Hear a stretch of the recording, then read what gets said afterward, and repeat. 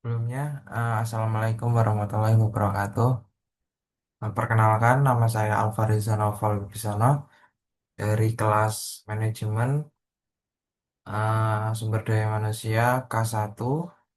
Di sini saya akan mempresentasikan tugas PJBL Psikologi dan Psikologi Industri di kelas saya dengan judul Aspek Stres Kerja berdasarkan studi kasus di PT Makanan Nusantara di khususnya di divisi produksi dan divisi marketing. Nah, kita langsung saja masuk ke sesi pemaparan pendahuluan dari studi kasus ini. Di sini, di balik kesuksesan sebuah produk makanan instan yang cepat disajikan, ada proses panjang yang lambat menggerus energi manusia. Nah, di PT ini, PT Makanan Nusantara, menghadapi lonjakan permintaan. Namun sayangnya bukan lonjakan dari SDM. Nah, dalam upaya mengejar target, mesin dipacu, shift ditambahkan, SOP dipotong, tetapi justru stres yang makin menebal di para karyawan. Tidak hanya di lantai produksi yang bising, tapi juga di ruang digital marketing yang penuh tekanan secara diam-diam. Nah, dari sini di PT Makanan Nusantara terdapat sumber stres kerja yang tidak dapat dianggap remeh. Nah, stresor atau sumber stres di bidang produksi atau di divisi marketing di sini akan dibagi menjadi 5, yaitu lingkungan kerja, tuntutan pekerjaan, tekanan utama, dinamika sosial, dan masalah personal. Yang pertama, dari stresor di divisi produksi, di lingkungan kerja di sini ada lingkungan kerja yang bising, panas, shift malam, bau bahan makanan, menjadi sumber stres di divisi produksi. Selanjutnya ada tuntutan pekerjaan, target tinggi, lembur, SOP baru yang menekan para karyawan untuk selalu memberikan kinerja yang tinggi di bawah tekanan tuntutan pekerjaan yang tinggi juga. Selanjutnya ada tekanan utama. Tekanan di divisi produksi, ada kelelahan fisik yang dialami oleh karyawan, konflik antar shift, isu otomatisasi, dan selanjutnya berlanjut ke dinamika sosial yang ada di divisi produksi. Ada gosip otomatisasi, antar shift saling tuding. Di sini menjadi gosip-gosip yang mungkin yang yang menjadi tekanan di divisi produksi.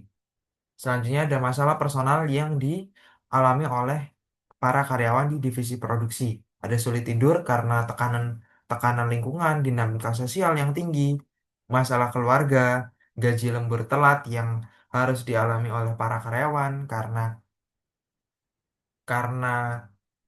tuntutan pekerjaan yang tinggi, karyawan harus harus lembur dan akhirnya karyawan mendapatkan gaji lembur yang telat itu menjadi stresor yang ada di divisi produksi. Nah, selanjutnya di divisi marketing. Di sini terdapat lingkungan yang baik dengan kantor ber-AC, tenang, tetapi tekanan psikis yang tinggi dihadapi oleh para karyawan di divisi marketing.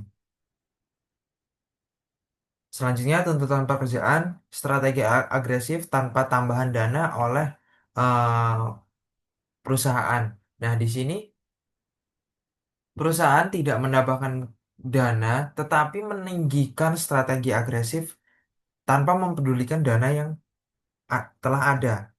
Selanjutnya, tekanan utama. Nah, tekanan utama yang dialami yang divisi marketing itu ada ketidakpastian ide diterima, tekanan sosial media yang dialami oleh para karyawan. Selanjutnya, dinamika sosial. Di divisi marketing terdapat interaksi yang minim, rapat yang membosankan, ide sering ditolak secara mentah-mentah, menjadikan hal tersebut menjadi stresor yang paling berat di divisi marketing. Selanjutnya, masalah personal, yaitu ada beberapa karyawan yang memiliki masalah keuangan di rumah, cicilan, tekanan personal mental yang menjadi stresor yang ada di divisi marketing. Nah, dampaknya dengan ada stresor itu akan berdampak eh, terhadap beberapa hal, yaitu pertama kita bagi menjadi divisi produksi dan divisi marketing. Nah, divisi produksi ini dari stresor itu menghasilkan dampak, yaitu kelelahan kronis atau gangguan tidur yang akan dialami karyawan, yang akan menjadikan kinerja berpengaruh terhadap hal tersebut, konflik antar shift atau trust breakdown, turunnya kepercayaan antar tim yang dapat menyebabkan perpecahan di dalam tim, penurunan kualitas kerja. Nah, selanjutnya ada divisi marketing.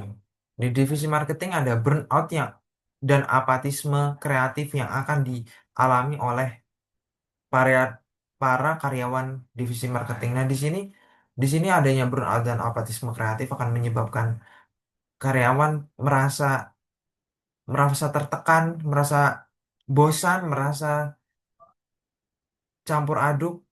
Di sini menjadi dampak yang utama di bidang divisi marketing. Selanjutnya kecemasan sosial dan emotional exhaustion. Yang terakhir ada menurutnya semangat kolaborasi tim yang akan berpengaruh terhadap inovasi dari pekerjaan para karyawan di divisi marketing. Nah, selanjutnya metode pengukuran dari strain itu kita akan menjadi akan akan kita bagi menjadi tiga, yaitu dari burnout, stres psikologis, stres dan kepuasan kerja menurun. Nah, di burnout ini ada eh, saya mengusulkan salah satu alat ukur yaitu Maskal Burnout Inventory yaitu MMP yang menggunakan indikator exhaustion, depersonalisasi, efikasi rendah. Selanjutnya ada stres psikologis yaitu HGHQ 12 General Head Questionnaire, yaitu sebuah kuesioner yang akan dibagikan oleh para karyawan nih dengan indikator cemas, sulit fokus, gangguan tidur. Itu adalah salah satu ketika kita mengalami lelah dengan psikologis kita, kita akan gampang untuk merasa cemas, sulit fokus, dan gangguan tidur. Indikator ini akan memayungi semua dari strain yang ada, yaitu stres psikologis khususnya di situ. Nah, yang terakhir ada kepuasan kerja yang menurun, Job Satisfaction Survey atau GSS. Nah, indikator yang dipakai di sini adalah ada penurunan skor pada dimensi supervision, pay, nature of work. Nah, menurut saya, strain terburuk dari dua divisi ini ada fatigue berkepanjangan, yaitu untuk yang akan menyebabkan kecelakaan kerja, role konflik yang akan menyebabkan SOP tidak sinkron, membuat frustasi dari para karyawan. Selanjutnya aja ada job insecurity atau gosip otomatisasi yang membuat trust menurun dari para karyawan. Jadi, kepercayaan antar individu di dalam divisi produksi akan menurun. Selanjutnya, di divisi marketing ada tiga juga. Nah, yang pertama ada burnout emosional, respon lambat yang menyebabkan reputasi salah satu karyawan di divisi akan anjlok. Nah, selanjutnya, frustasi ide ditolak. Nah, frustasi ini akan menyebabkan rasa tidak dianggap di dalam individu individu karyawan tersebut. Nah, yang akan menyebabkan karyawan ingin untuk keluar dari perusahaan, sementara kita tidak tahu apakah karyawan tersebut eh, berpengaruh sangat berpengaruh atau tidak. Jika berpengaruh, perusahaan pun akhirnya Pak akan merugi dikala talenta tersebut keluar. Selanjutnya ada stres finansial pribadi, berpengaruh ke produktivitas. Nah, yang terakhir di sini saya akan merekomendasikan beberapa intervensi dari HR. Ya, tentunya saya dibantu oleh bantuan ChatGPT atau AI.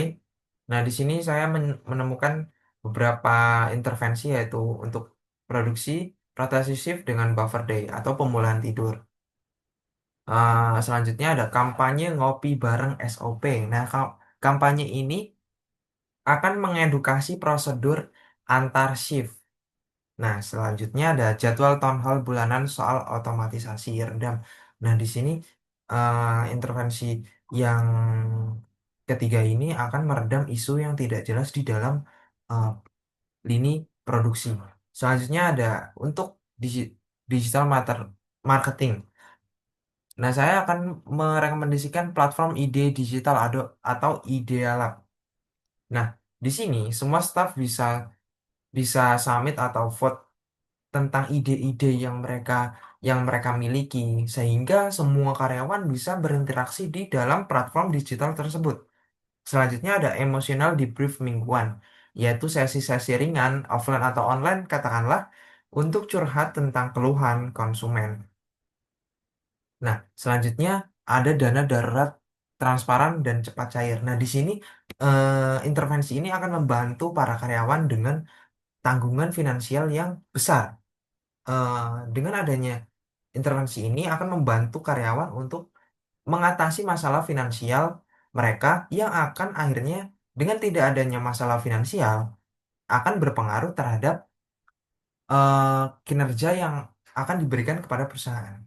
Nah, beberapa tersebut adalah strategi intervensi dari saya. Nah, di sini sudah selesai saya memaparkan studi kasus tentang PT Makanan Nusantara, Divisi Produksi dan Divisi Marketing. Sekian dari saya. Bila ada kesalahan dalam menyampaikan, saya mohon maaf. Wabillahi taufiq walhidayah. Wassalamualaikum warahmatullahi wabarakatuh.